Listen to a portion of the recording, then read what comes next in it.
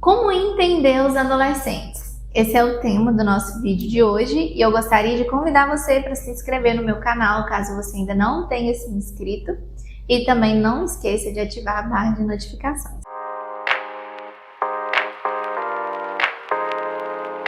Bom dia, família! Meu nome é Débora Miranda Rodrigues, eu sou psicóloga e esse canal ele é destinado para a gente trocar algumas informações aqui acerca da adolescência. Digo trocar porque amo quando vocês mandam algum comentário, fazendo alguma pergunta ou pontuando também a opinião de vocês. Isso tudo é muito importante para mim. Entender o adolescente é uma incógnita, né? E desejo de muitos pais, porque qual que é o objetivo quando eu quero entender o meu filho?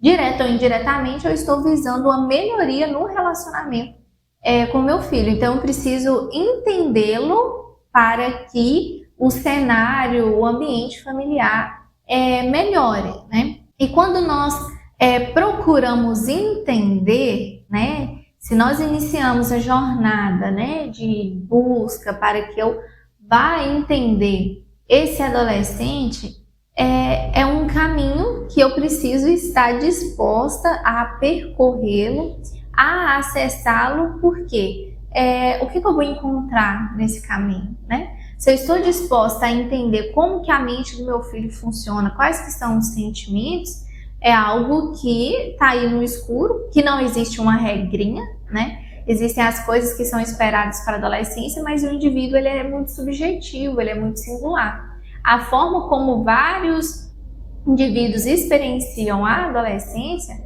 tende a ser diferente, porque embora a adolescência ela é comum, todo mundo passa nessa fase igual um bebê, todo mundo já foi um bebê.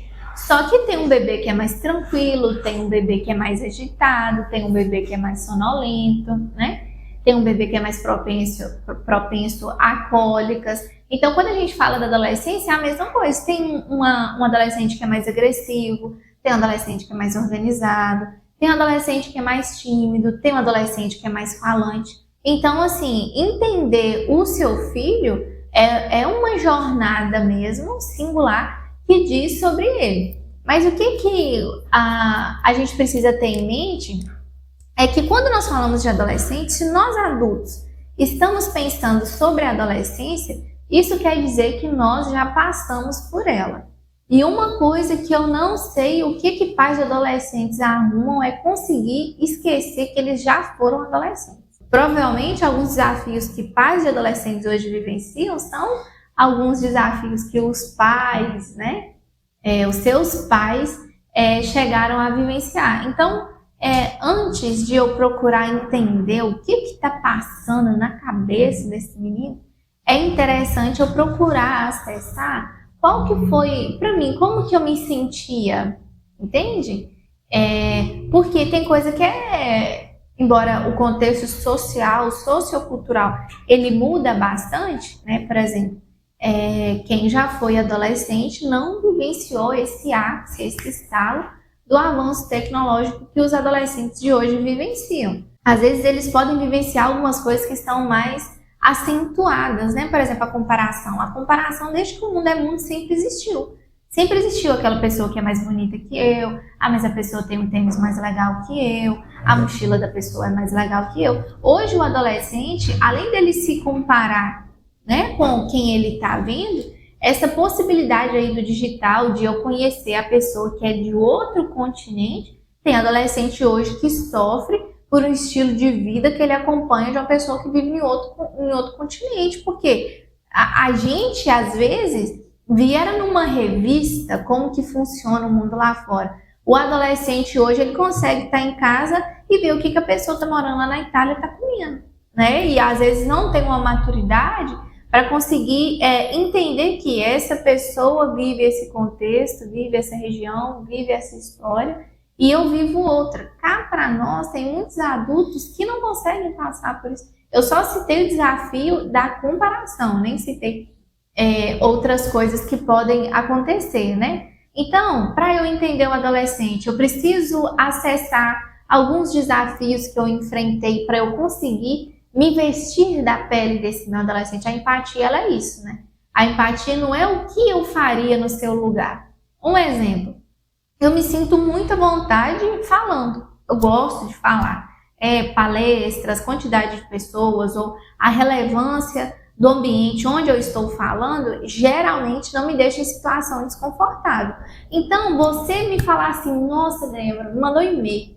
Eu tô precisando, menina, de uma dica porque eu vou dar uma palestra e assim, eu não sei o que eu faço. Eu falaria para você o que eu faria no seu lugar. Mas eu tô falando da minha facilidade, eu tô falando da forma como eu enxergo. Ah, fulana, no seu lugar eu faria o seguinte, eu montaria um script, de repente, assim. Mas falar para você o que eu faria no seu lugar é uma inverdade. Isso não é empatia. A empatia é eu tentar entender o porquê que para você é difícil falar. Para ela é difícil falar porque já aconteceu com ela de falar e esquecer e ver como é que vai ser. Entende? Não é imaginar como eu me posicionaria no seu lugar. É eu tentar me investir de você mesmo, saber o porquê que para você isso é difícil. Entende? Então, ao mesmo tempo que acessamos isso, né? A gente consegue enxergar o nosso filho, precisamos olhar para ele e ver qual que é a real necessidade que ele tem. Se você nunca sofreu com obesidade e o seu filho hoje ele sofre com algo nesse sentido, você não sabe o que ele está passando. É só ele que sabe o que ele está passando. Então, para eu entendê-lo, eu preciso de fato fazer parte do sofrimento dele para que eu consiga entender. Por mais que, tipo assim, não, mas você está sofrendo por uma coisa tão boba, muitos pais falam isso, mas é o sofrimento. E a dor, se não é a gente que está sentindo, também não cabe a gente mensurar ela, né? Ah, mas é uma dor muito pouco, ou é uma dor muito forte. Isso cabe ao adolescente mesmo. Então, como entender o meu adolescente, se eu pudesse resumir, seria seja mais empático, mas nesse conceito que eu expliquei aqui, de empatia mesmo.